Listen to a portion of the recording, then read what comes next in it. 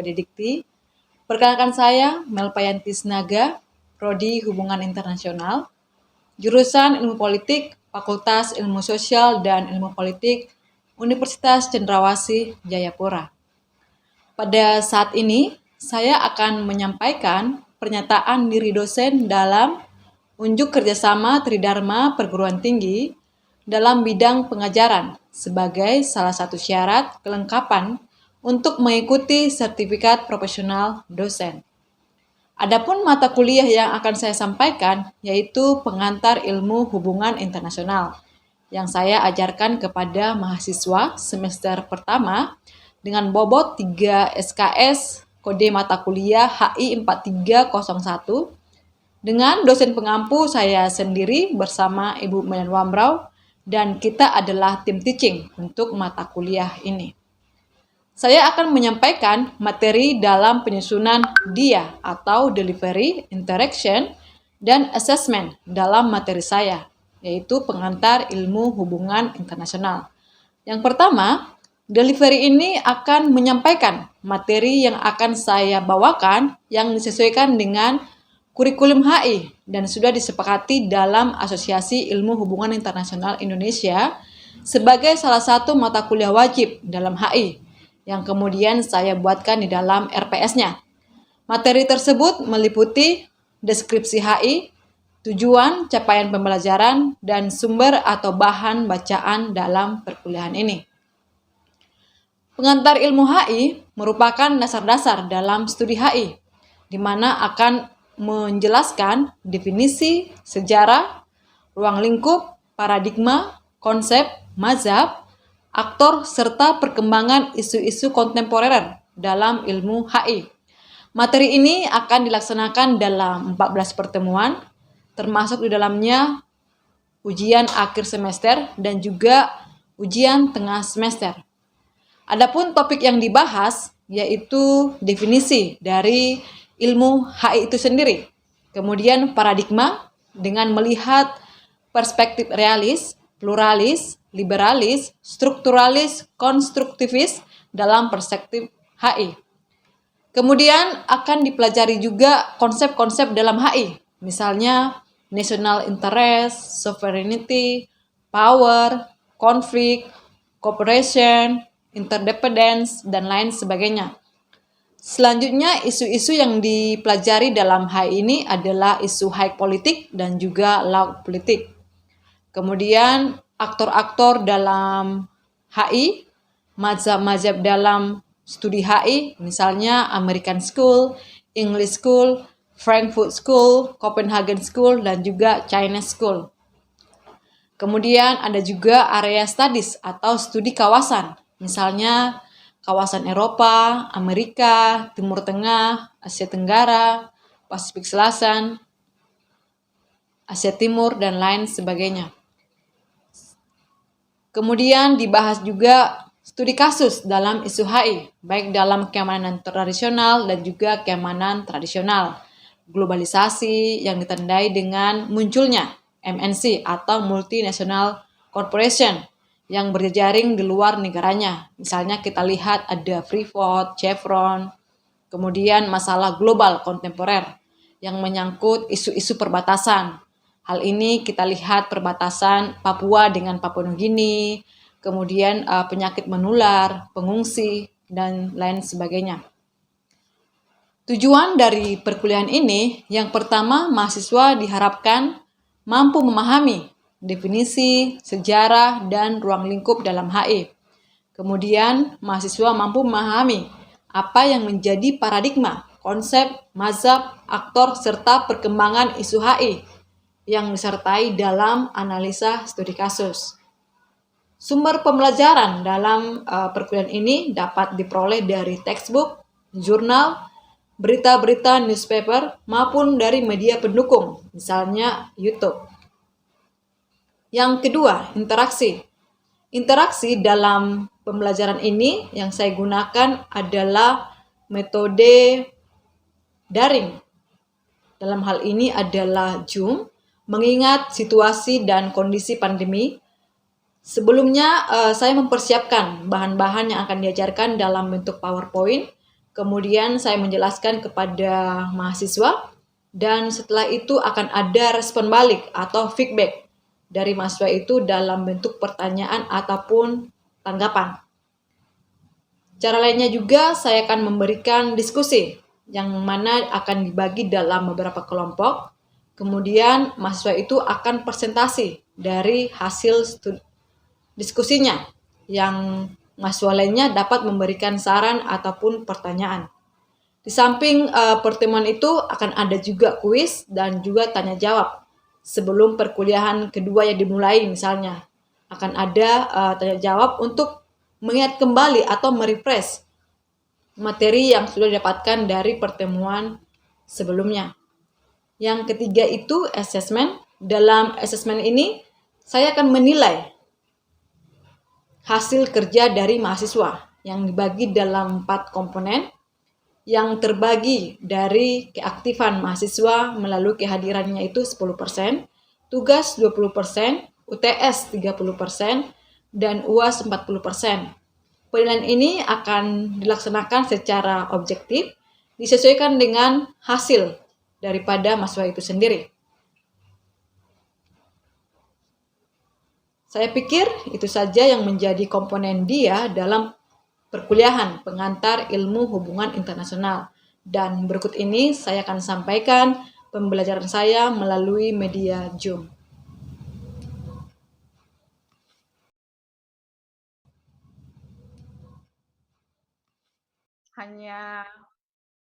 Saya belum direkam ini. Selamat siang semuanya. Selamat siang, Ibu. Siang, Ibu. Terima kasih sudah bisa bergabung dalam kelas ini dalam perkuliahan pengantar ilmu hubungan internasional. Nah, karena kondisi COVID, kita akan melaksanakan perkuliahan dalam daring. Jadi untuk seterusnya nanti akan melalui daring gitu. Jadi ini adalah perkuliahan pertama tentang definisi atau dasar-dasar dari ilmu hubungan internasional. Nah, pasti kalian waktu mendengar kata hubungan internasional pasti pikirannya pasti keren gitu. Internasional berarti berkaitan dengan isu-isu internasional atau bisa berkaitan dengan luar negeri misalnya, atau berkaitan dengan isu-isu dunia atau masalah-masalah yang terjadi di hadapan kita tapi menjadi menginternasionalisasi. Banyak sekali hal-hal yang kalian bisa pelajari terkait dengan mata kuliah ini. Nah, sebelum saya sampaikan apa saja perkuliahan kita hari ini, saya izin share screen-nya untuk PowerPoint-nya. Nah, sebelumnya saya mau tanya, apakah suara saya kedengaran? Kedengaran, Ibu. kedengaran, Ibu. Ibu, kedengaran.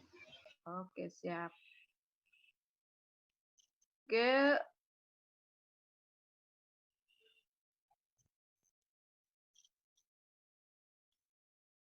Nah, kalau dalam pelajaran pengantar HI ini saya bertanya dulu. Kira-kira kenapa kalian waktu SNPTN atau jalur JMSB itu kenapa memilih hubungan internasional? Ada yang bisa jawab? Tidak apa-apa, share saja. Mungkin tertarik dengan kata-kata internasionalnya, atau mungkin ada keinginan untuk jadi diplomat, atau ada ingin jadi duta besar, atau ada ingin jadi jurnalis. Jurnalis misalnya meliput isu-isu internasional. Atau ada yang memang hobi traveling, jadi traveling sambil bekerja misalnya di dunia LSM, NGO, atau lain sebagainya. Atau habis dari kuliah ini mau langsung jadi PNS misalnya. Ayo kita ini dulu ya, share ya. Jadi ini kita santai saja gitu. Kira-kira apa ya yang membuat kalian tertarik untuk jurusan hubungan internasional? Oke, silakan.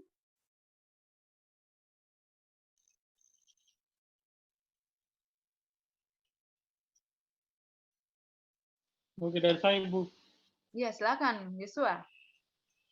Kalau dari saya sih, pertama sih saya tertarik karena dari SMA memang saya sudah tertarik belajar bahasa Inggris, dan kalau mendengar kata hubungan internasional itu melekat dengan bahasa Inggris, karena bahasa Inggris itu adalah bahasa internasional, di mana dalam mempelajari hubungan internasional secara tidak langsung mempelajari bahasa Inggris itu adalah hal yang wajib. Jadi ibaratnya macam saya melanjutkan apa cita-cita saya dari semua begitu untuk mempelajari bahasa Inggris. Begitu saja saya dari saya. Oke, menarik sekali ya, karena tadi ingin tahu lebih jauh tentang bahasa Inggris. Walaupun sebenarnya kita kan bukan fokus dalam bahasa Inggrisnya ya, tapi memang kebanyakan isu-isu yang kita bahas, sumber-sumbernya itu memang banyak menggunakan bahasa Inggris. Misalnya kalian bisa lihat BBC News atau Ibu. kelihatan ya. Jadi kita akan belajar apa definisi daripada hubungan internasional, kemudian sejarah dari HI, kemudian apa yang menjadi ruang lingkup daripada HI. Nah, di sini juga ada pertanyaan. Ini slide berikutnya. Oke. Di sini apa hal yang baru yang didapatkan setelah mempelajari HI? Kemudian berikan contoh HI dalam kehidupan sehari-hari. Nah, ini tidak dijawab sekarang, tapi nanti setelah saya jelaskan. Jadi hal baru apa yang kalian dapatkan setelah mendapatkan materi ini? Nah, kalau kita belajar HI, tidak harus misalnya mempelajari hal-hal yang sangat fenomenal atau berbau dengan internasional. Tidak bisa jadi itu jadi satu isu, tapi bisa juga kita lihat di aspek kehidupan sehari-hari. Nah, nanti akan saya jelaskan. Kita tahu dulu apa yang menjadi pengertian dari HI. Nah, ini secara umum dijelaskan bahwa hubungan internasional itu adalah ilmu atau studi yang membahas tentang keadaan maupun situasi dunia yang bersifat dinamis atau berubah-ubah, atau perkulakan-perkulakan isu-isu fenomena-fenomena internasional. Jadi isu ini sangat bukan statis tapi berubah-ubah. Misalnya kalau kita tahu dulu Afghanistan kenapa sekarang menjadi menjadi isu yang sangat internasional atau menjadi isu yang sangat banyak dibahas oleh sekolah-sekolah atau akademisi-akademisi.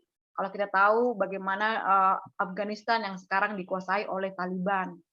Nah, kemudian ada lagi isu-isu lainnya, bisa misalnya tidak hanya dalam aspek keamanan, tapi juga dalam aspek ekonomi. Misalnya di sini bisa kita lihat misalnya kerjasama ekonomi antara negara Indonesia dengan Tiongkok misalnya. Kemudian bisa kita lihat misalnya dalam aspek masalah sosial lainnya. Nah, ada juga yang mengatakan bahwa HI itu adalah ilmu yang mempelajari yang sifatnya global atau mendunia. Kemudian disiplin ilmu yang membahas tentang hubungan-hubungan antar negara. Jadi ada juga perang dan perdamaian. Jadi bukan hanya konflik yang dibahas, tetapi perdamaian yang seperti apa atau upaya-upaya perdamaian yang apa dilakukan oleh negara tertentu atau organisasi tertentu untuk menemukan penyelesaian yang sifatnya itu adalah soft, bukan kekerasan. Nah, kemudian kalau kita lihat ilmu HI itu kalau awalnya itu dulu berkembang itu konteksnya itu lebih kepada isu negara, kemudian isu perang dan perdamaian.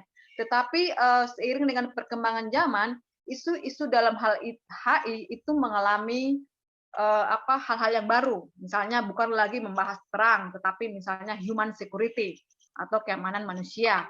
Nah, kita bisa lihat misalnya sekarang yang isu yang lagi ngetren yang sampai sekarang masih ada itu adalah misalnya pandemi ini atau virus corona ya. Jadi kita lihat bagaimana virus corona itu menyebar, bukan hanya Indonesia tapi hampir seluruh dunia. Bagaimana virus corona itu menjadi suatu ancaman bagi suatu negara atau threat, karena itu tadi akan mengakibatkan banyak nyawa-nyawa yang terancam. Jadi di sini diperlukan bagaimana kebijakan dari suatu negara untuk membuat atau memberikan akses kepada masyarakatnya supaya bisa survive untuk menghadapi yang namanya virus corona ini.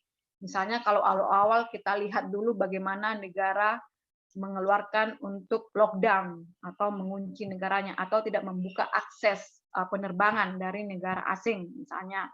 Kemudian berkembang menjadi isu terorisme. Ini kita tahu bagaimana isu ini menjadi ancaman bagi seluruh dunia.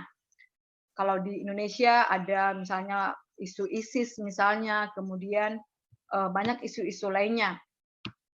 Kemudian isu migrasi. Nah, ini juga sering terjadi ya. Jadi migrasi ini bisa karena alasan perang di negaranya akhirnya mencari penghidupan yang lebih layak.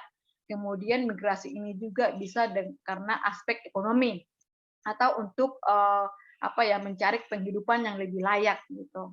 Kemudian ada juga pencari suaka, ini lebih kepada isu politik. Misalnya karena ada konflik yang terjadi di suatu negara, akhirnya mencari suaka ke negara lain.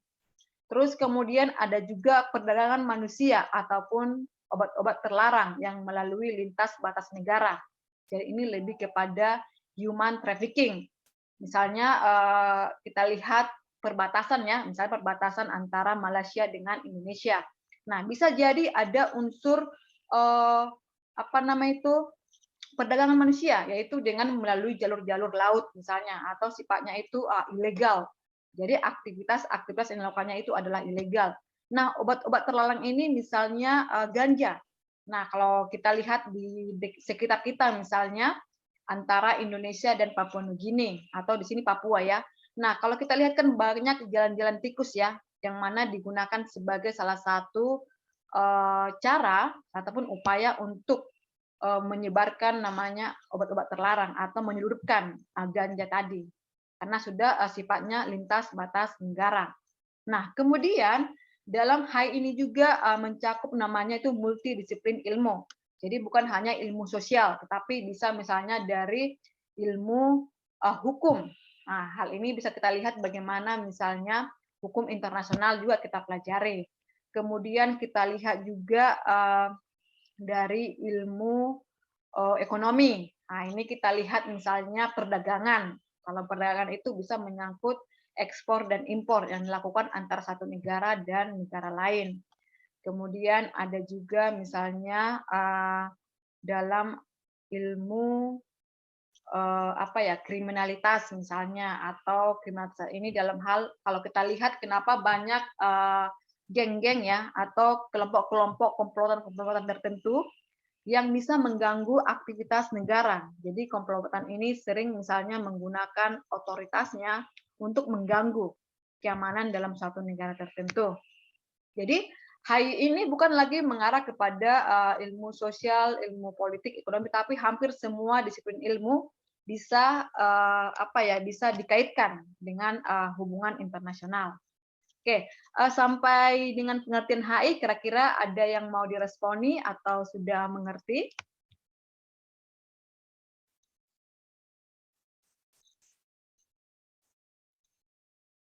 Oke, kalau tidak ada, saya lanjut untuk slide berikutnya. Nah, apa yang menjadi pengertian HI dan contohnya dalam kehidupan sehari-hari? Nah, kalau kita lihat, di sini pasti ada yang penggemar ini ya, sepatu Adidas gitu. Walaupun kita tidak tahu apakah itu KW kah, tapi pada intinya kan banyak orang mengenal bahwa Adidas itu berarti mereknya sangat terkenal. Kemudian buatannya itu adalah dari Jerman. Nah, jadi kalau Adidas ini kita bisa dapatkan bukan hanya di Indonesia, tapi bisa misalnya di Cina, kalau kalian lagi belanja ke Cina kah, atau ke Singapura kah. Nah, kemudian Samsung nih. Siapa di sini yang penggemar Samsung? Hampir semuanya ini ya menggunakan alat telekomunikasi atau handphone itu dengan mereknya Samsung. Nah, itu dari Korea Selatan. Kemudian Xiaomi dari Cina. Ini juga banyak sekali. Nah, kalau kalian sering lihat misalnya kalau ibu-ibu atau emak-emak di pasar, biasanya kan membicarakan kenapa ya sekarang harga minyak itu mahal. Kemudian ada lagi yang membahas kok sekarang sembako mahal ya. Nah, ini bisa jadi mereka sudah berbincang-bincang atau membahas bisa jadi karena dolar yang sekarang naik gitu atau lagi tinggi gitu atau kurs rupiah yang turun.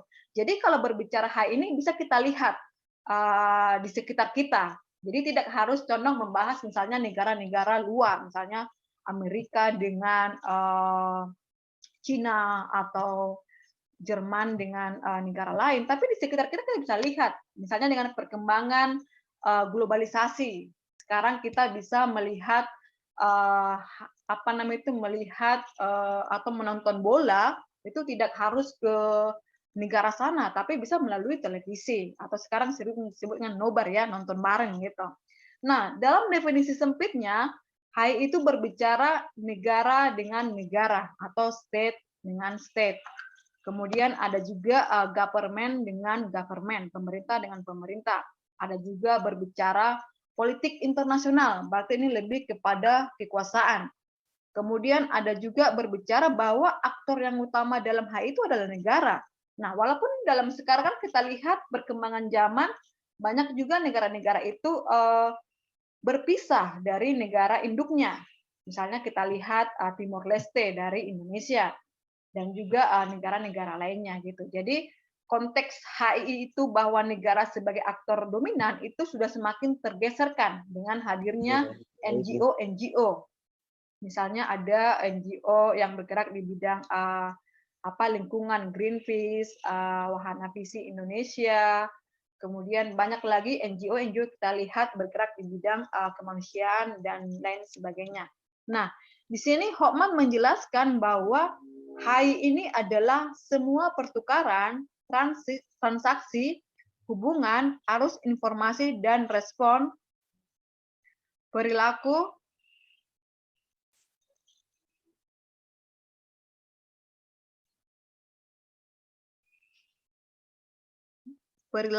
yang dihasilkan antara dan di antara masyarakat-masyarakat terorganisasi atau negara yang terpisah. Nah, ini menurut Hofman. Jadi ada relasi. Nah, ini yang disebutkan sini bisa negara A dengan negara B. Jadi terpisah. Nah, secara luas. Jadi di sini dijelaskan bahwa aktor dalam HI itu bukan negara. Tadi saya sudah mention sebelumnya, tetapi ada juga kelompok-kelompok sosial dan institusi internasional, hubungan politik, ekonomi, sosial, budaya, dan globalisasi. Jadi saya sudah mention sedikit bahwa ya arus globalisasi ini kan menunjukkan bahwa HI itu bukan lagi sifatnya seperti jauh, tapi HI itu sudah ada di sekitar kita atau ada di kehidupan kita. Karena tadi perkembangan iptek yang semakin jauh, kemudian teknologi yang semakin tinggi dan lain sebagainya. Nah, ada banyak istilah dalam hubungan internasional. Jadi beberapa scholar atau akademisi dalam HI itu menyebutkan bahwa berbicara hubungan internasional itu menyangkut international studies. Ada juga yang mengatakan sebagai international politics. Ada lagi global politics, global society, international society, dan yang terakhir itu world politics. Ini yang sering didiskusikan oleh scholar-scholar terkait dengan HI. Nah, berikutnya kita akan melihat apa saja ruang lingkup HI. Nah, ini dari dulu sering ya berbicara HI itu juga mencakup yang namanya itu power atau kekuasaan dalam penggunaan otoritasnya. Jadi di sini bisa dijelaskan negara yang memiliki power bagaimana mengusahakan atau menggunakan kewenangannya untuk melindungi masyarakatnya. Nah, menurut si Pogos, bahwa studi HI itu berbicara diplomasi. Nah, kalau diplomasi ini pasti berbicara ini ya, negosiasi atau kerjasama atau hubungan. Jadi cakupan diplomasi ini lagi banyak. Bisa misalnya diplomasi ekonomi, bisa lagi misalnya diplomasi keamanan, bisa perang, maka itu terbentuk ini ilmu hubungan internasional. Maka atas dasar itu di dalam negara Indonesia sudah banyak isu-isu pelanggaran HAM, terus ya teroris, terus negara Indonesia kan apakah tidak bisa mensejerat mensejahterakan.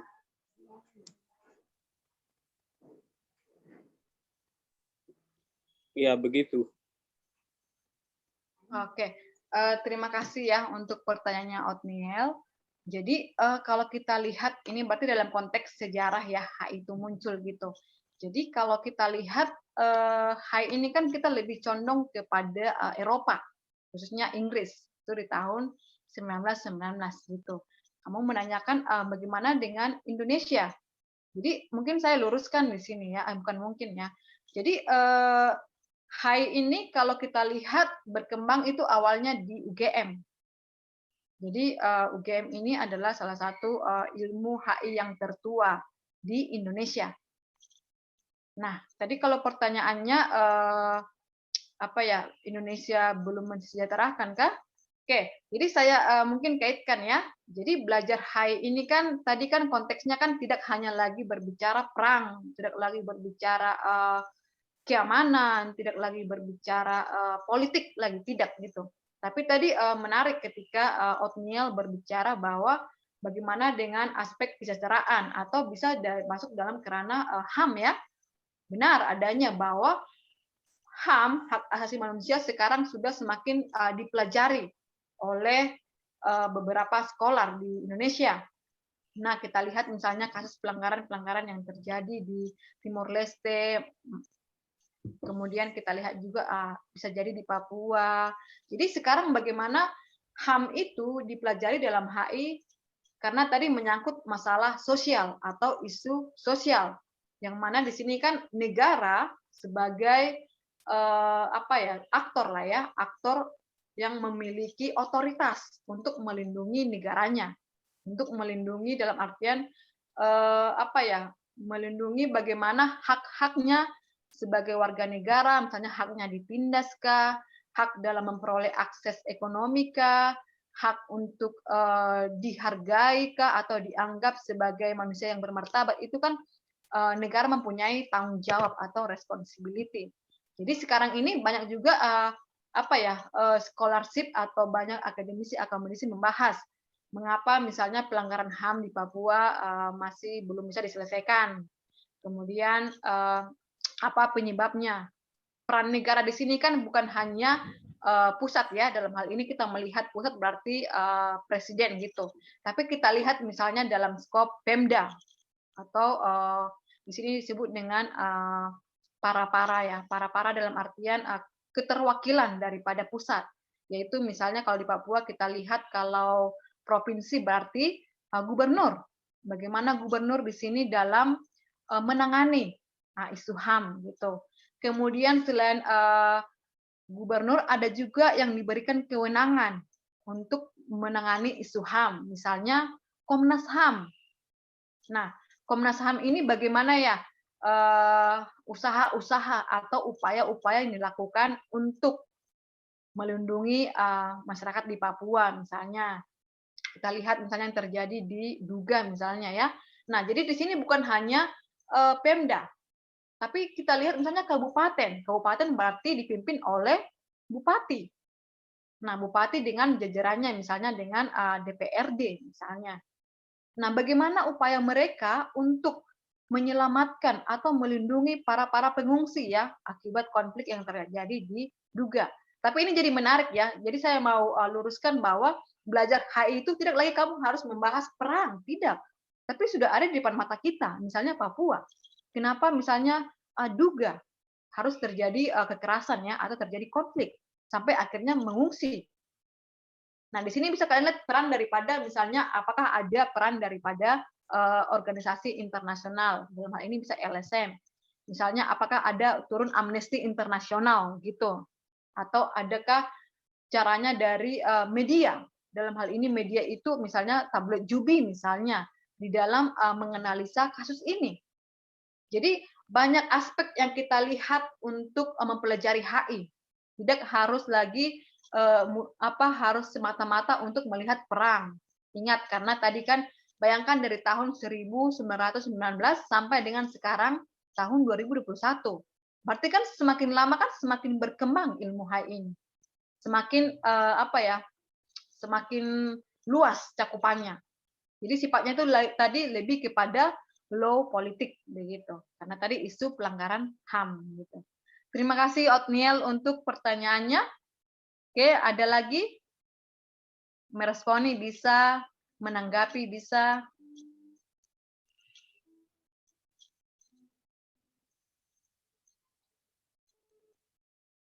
Silakan.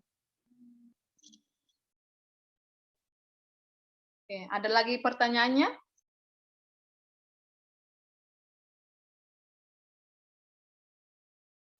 Oke, kalau tidak ada berarti saya harus menyampaikan 1 atau 2 orang.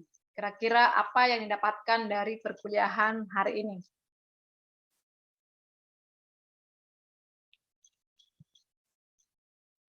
Apakah ada hal yang baru didapatkan atau ternyata selama ini saya hanya berpikiran terkait dengan perang, tetapi setelah dapat materi ini wawasan saya semakin luas begitu. Apakah ada? Silakan.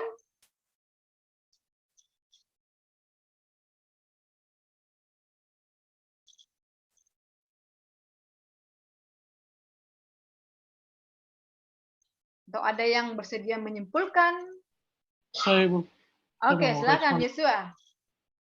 Kalau dari saya sih, dari yang Ibu jelaskan, kita bisa tahu bahwa dalam HI itu di mana ada perjanjian, di mana perjanjian ini tuh membangun kerjasama, untuk membangun kerjasama dalam hubungan, di mana hubungan itu terjalin. Jadi selain itu dalam menjalin hubungan juga ada aturan-aturan yang perlu disepakati bersama, di mana disepakati antara 2 negara maupun 3 negara, maupun ada juga organisasi-organisasi internasional maupun nasional.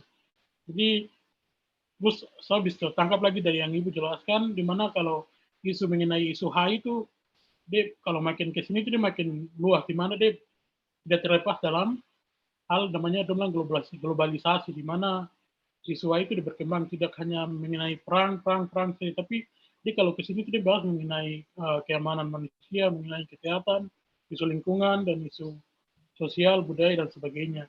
Dan juga dalam HI juga tidak terlepas dalam hal di mana negara tuh bisa lebih mengekspresikan diri suatu negara tuh lebih terbuka kepada negara lain begitu. Itu yang saya tangkap dari yang dijelaskan oleh Ibu. Terima kasih. Iya. Terima kasih banyak Yesua, sudah sangat menyimpulkan ya, sudah memahami setidaknya apa yang tadi saya sampaikan dari awal gitu. Oke, 1 orang lagi? Atau ada yang sekarang mungkin berpikir kasusnya ini berarti bisa dalam lingkup HI kah? Atau misalnya melihat bahwa apakah ketika ada yang sekarang ini isu pandemi ini, apakah di sini bisa melihat aktor daripada siapa ya? Di sini berarti kita misalnya diplomasi